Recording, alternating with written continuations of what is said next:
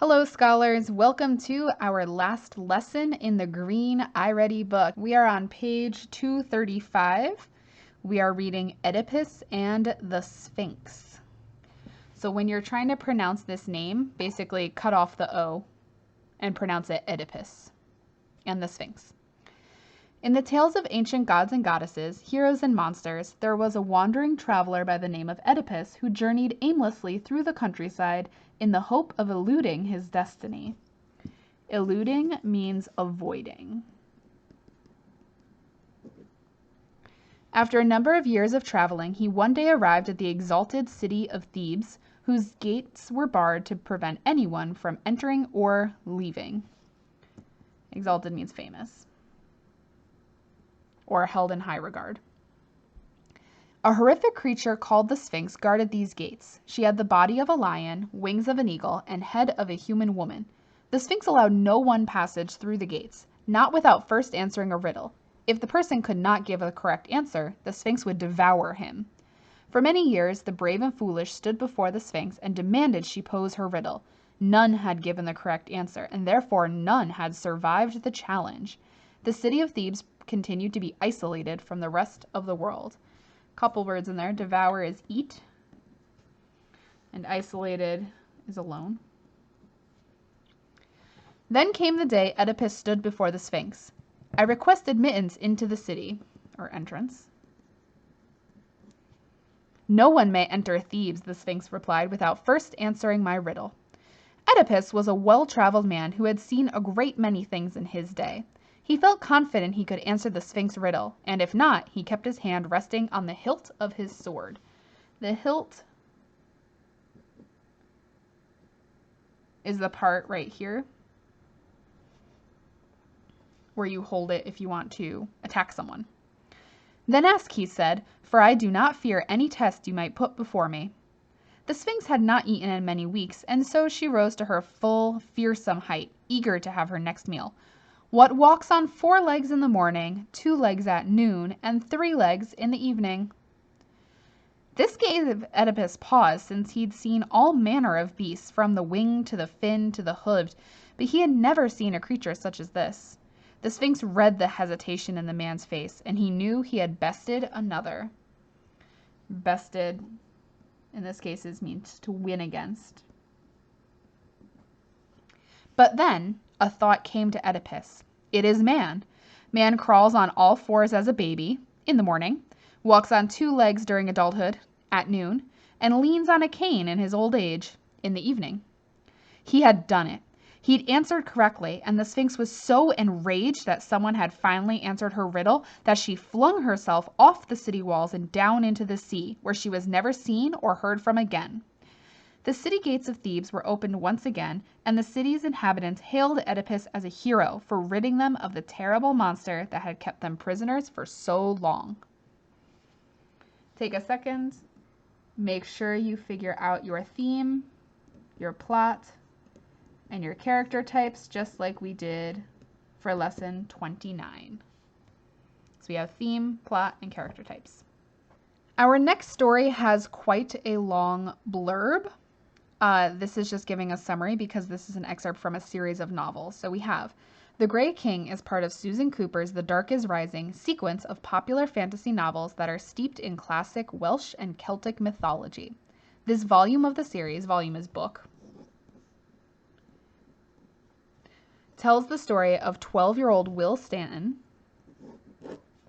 who is sent to a farm in Wales to recuperate from a terrible illness, but soon discovers that he is really an old one of legend doing battle against modern-day dark forces.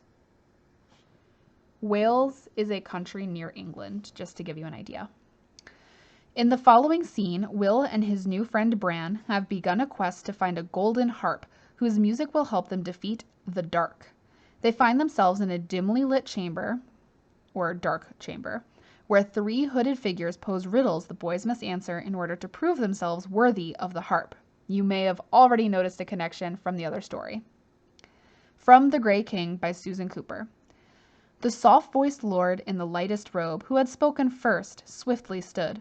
His cloak swirled around him like a blue mist. Bright eyes glinted from the thin, pale face glimmering in the hood. Answer the 3 riddles as the law demands, old one. You and the white crow your helper there, and the harp shall be yours. But if you answer wrong, the doors of rock shall close, and you be left defenseless on the cold mountain, and the harp shall be lost to the light forever. We shall answer, Will said. The hall seemed darker, filled with dancing shadows from the flickering light of the fire. A sudden flash and crackle came from behind the boys as a log fell and the flames leapt up. Instinctively, Will glanced back. When he turned forward again, the 3rd figure, who had not spoken or moved until now, was standing tall and silent before his throne. His robe was a deep, deep blue, darkest of the 3, and his hood was pulled so far forward that there was no hint of his face visible, but only shadow. His voice was deep and resonant, like the voice of a cello, and it brought music into the hall.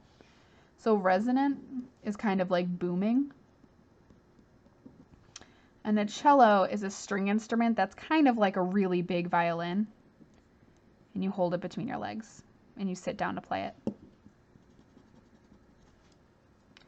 Will Stanton, it said, what is the shore that fears the sea? Will started impulsively forward, his hands clenched into fists, for this voice caught into the deepest part of him. Surely, surely, but the face in the hood was hidden, and he was denied all ways of recognition. Any part of his senses that tried to reach out to the great thrones met a blank wall of refusal from the high magic. Once more Will gave up and put his mind to the riddle. He said slowly, the shore that fears the sea. Images wavered or flashed. Kind of like a wiggly sort of a flash. In and out of his mind, great crashing waves against a rocky coast, the green light in the ocean, the realm of Thebes where strange creatures may live, a gentler sea then, washing in long, slow waves an endless golden beach, the shore, the beach, the beach. The images wavered and changed. It dissolved into a gray dappled, or kind of like spotted, forest of gnarled or twisted ancient trees, their broad trunks smooth with a curious light gray bark. Their leaves danced above, new, soft, bright, with a delicate green that had in it all of springtime. The beginnings of triumph whispered in Will's mind. The shore, he said, the beach where the sea washes, but also it is a wood of lovely fine grain that is in the handle of a chisel and the legs of a chair, the head of a broom and the pad of a workhorse saddle. And I dare swear, too, that those 2 chests between your thrones are carved of it. The only places where it may not be used are beneath the open sky and upon the open sea, for this wood loses its virtue if soaked by water. The answer to your riddle, my lord, is wood of the beech tree. The flames leaped up in the fire behind them, and suddenly the hall was brilliant. Joy and relief seemed to surge through the air. The first 2 blue-robed lords rose from their thrones to stand beside the 3rd. Like 3 towers they loomed hooded over the boys. Then the 3rd lord flung back the hood of his deep blue robe to reveal a fierce, hawk-nosed head with deep-set eyes and a shock of wild white hair. And the high magic's barrier against recognition fell away. Will cried joyously, "Merriman!" With this riddle, and 2 others answered correctly, the hooded lord reveals his true identity to be Merriman Lion, the first Old One and one of Will's greatest allies. Merriman bequeaths or gives the golden harp to Will and Bran, but their quest is still far from over. So real quick, if you're interested in this kind of a story, this is from Susan Cooper's The Dark is Rising, which again is a series of fantasy novels aimed at teenagers. So let's take a look at the questions. How are the events mirrored or similar? How is Will Stanton an updated version of Oedipus? So again, how are they similar? Back here, what theme is supported by both? And they gave you a hint. They put it in bold. Make sure it matches up with both. Lines 22 and 23 of Oedipus and the Sphinx. So that's here, but a thought came to Oedipus, it is man. And then 22 through 30 of the Gray King. So that starts down here and then goes to the second page here. So again, that one's quite long for number 3. So again, make sure you're matching up both of them.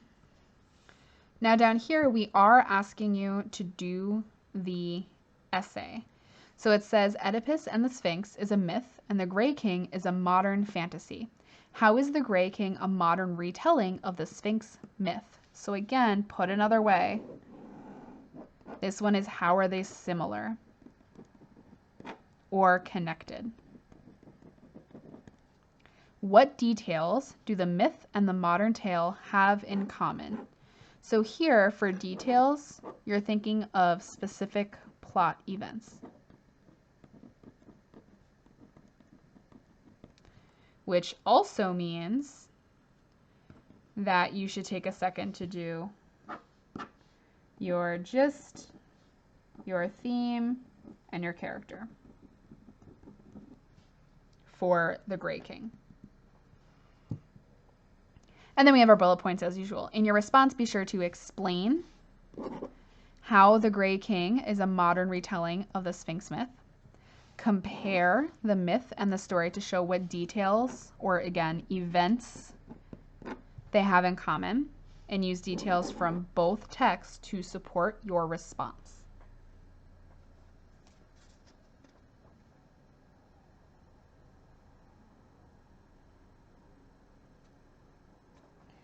When you're thinking about this first question, this is kind of unusual. Explain how the Grey King is a modern retelling of the Sphinx myth. Another way you can think about it is, how do we know they are meant to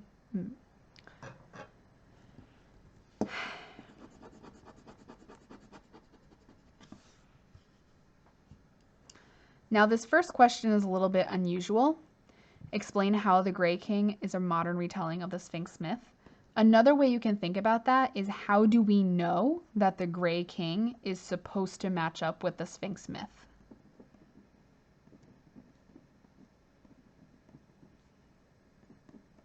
TGK is the Grey King.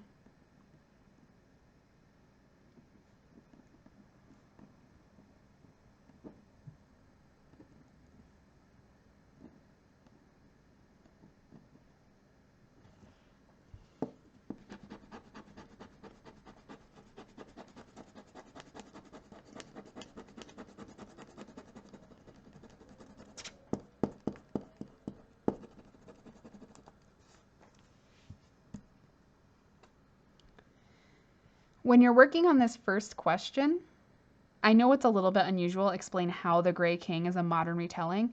This is one of those ones where we're kind of not going to pay attention to the how so much, but the way to think about this is, what do these two myths have in common that let us know that it's supposed to be a modern retelling? So you can kind of think about this one as, how do we know? I would expect this essay to probably be 2 body paragraphs. Body paragraph 1, body paragraph 2, and then of course we're going to have our intro and conclusion. Before you start this essay, you might want to go back and look at the essay that we already gave to you on Google Classroom. This one will be graded using the same rubric, so see what you needed to improve on your other essay before you start this one, and that way you can make sure you're maximizing your points. This essay isn't due until Monday, so you do have time to make extra adjustments like that. Otherwise, stay safe and make good choices. Bye!